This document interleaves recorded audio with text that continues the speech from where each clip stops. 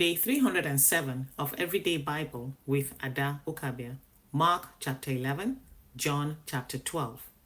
Starting from the first book, this one they remind everybody that no matter how ordinary our life be, it is still carry divine purpose.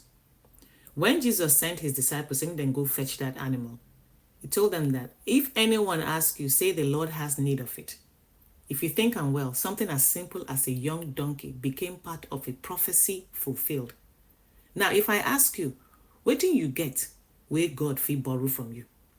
Now your voice, any other skills, be your time, or even your house, your home. Sometimes God doesn't need a crowd. He just needs a willing heart, someone ready to say, Lord, if you need it, take it. Where everyone, they like to hold on tightly. These verse, they remind us, say, nothing where we get is too small to serve God's purpose. In the first place, everything where you get, now He give you a bit. He just want to borrow. I like this phrase, blessed is he who comes in the name of the Lord. That one I didn't talk when Jesus entered Jerusalem and the crowd, they shout, Hosanna, Hosanna. It ain't easy to shout Hosanna when things are exciting. But the real question be say, do you come in the name of the Lord? When you go to your workplace, when you attend school, when you enter market, people, they see the attitude and the humility way they represent Christ in you. To come in the Lord's name, it means say you they live and they act with his character, not just carrying that title. Now for verse 13, we see where Jesus looked for a fig tree. And when he look at me, be like, say, they beautiful, leaves plenty, boku boku. So of course, they think, say, leaves go day. But when he can't get closer to the tree, he don't see anything where he go eat. Many of us can relate to that. We look busy, they sound spiritual, or they dress the part, yet our lives no they bear any fruit. No love, no kindness, no integrity. God is not impressed by our appearance. Him they look for substance. It did better make you get few leaves and real fruits come there on top of that tree than for you to look impressive but you just empty inside. Today, begin to ask yourself, am I fruitful or am I just leafy, full of leaves? In verse 25 and 33 of this first book, now all about forgiveness and authority. Forgiveness now the key where they unlock answered prayers. You know if you hold bitterness for your heart and they expect make heaven open door for you. The word of God they clear. If you know forgive, you don't block your own blessings. Then in verse 33, where they focus on the religious leaders as then they question the authority of Christ. This one, they still happen today, Abi. People, they question who gave you the right to speak, who gave you the right to lead, who gave you the right to even rise to the place where you did now. But Jesus, they talk, say, no, just argue. He just simply point them back to the truth. When your authority comes from God, you don't need to prove yourself.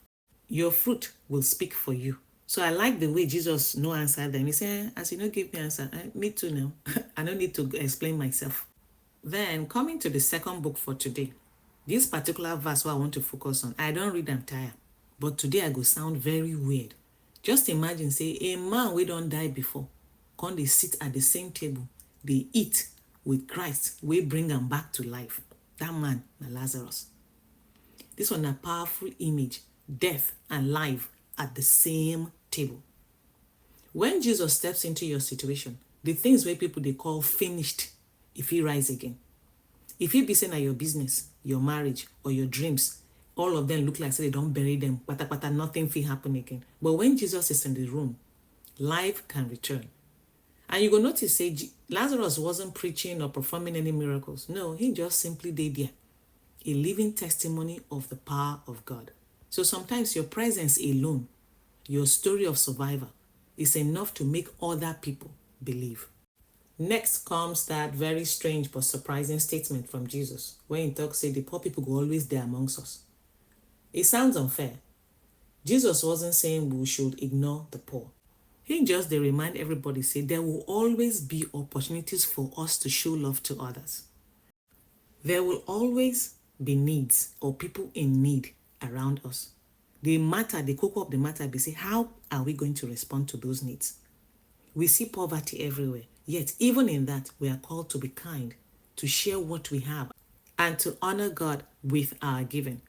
Jesus was teaching balance.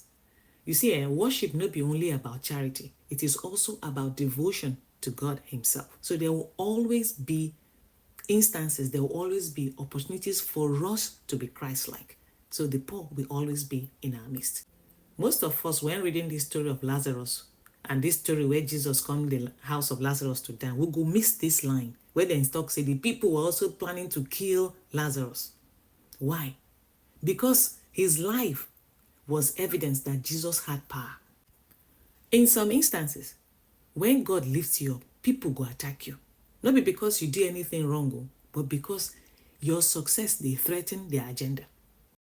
This story and the experience of Lazarus, they teach us that when we are close to Jesus, it go attract both blessings and battles. The devil will know they tire now. But here is the comfort.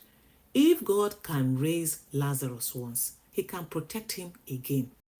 So don't be afraid of being guilty by association with Christ, because that's the best association to have. My last lesson for today now, from verse 43, where we see, say, many of the leaders then believe in Jesus, but then they fear to confess him. Why? Because of fear of man. And that is so true today. Many want to follow Jesus quietly as long as it doesn't affect their image, their career, or their friendships. But faith where they hide, now faith where faith be that too. God, they look for people who go stand with them. Whether not for classroom, whether not for your office, whether not even online. Not for attention, but because truth deserves a voice. But you have to be wise when you're speaking the truth, Abi. It better make you day approved by God and misunderstood by people than for you to be celebrated by the crowd and forgotten by heaven.